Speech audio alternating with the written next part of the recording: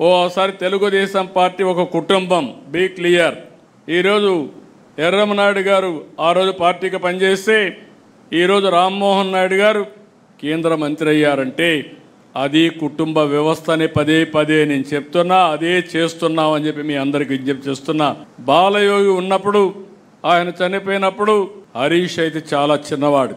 తర్వాత బాలయోగి చనిపోయిన తర్వాత, ఆయన పెద్ద అయిన తర్వాత, చదువుకున్న తర్వాత మళ్ళీ ఎతికి ఆయన తీసుకొచ్చి ఎంపీ చేసిన పార్టీ తెలుగుదేశం పార్టీ. అది కుటుంబ బాంధవ్యం అంటే.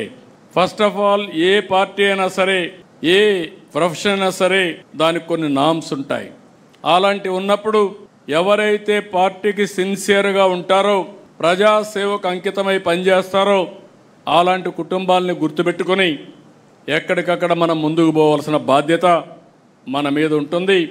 అప్పుడే సస్టైనబిలిటీ వస్తుంది, స్టెబిలిటీ వస్తుందని చెప్పి కూడా నేను మీకు తెలియజేస్తున్నా. అదే సమయంలో మేము ఉంటాం, వారసత్వం ఉంది, మేము పనిచేయం, మీ ఇష్టం అంటే నమస్కారం తప్ప వేరే మార్గం లేదు. హ్యాండ్ హోల్డింగ్ ఇస్తాం, మిమ్మల్ని గుర్తిస్తాం, గౌరవిస్తాం. అదే సమయంలో దాన్ని నిలబెట్టుకోవాల్సిన బాధ్యత కూడా ఉంటుంది. ఈ విషయం కూడా మీరు గుర్తుపెట్టుకోవాల్సిన అవసరం ఉంది.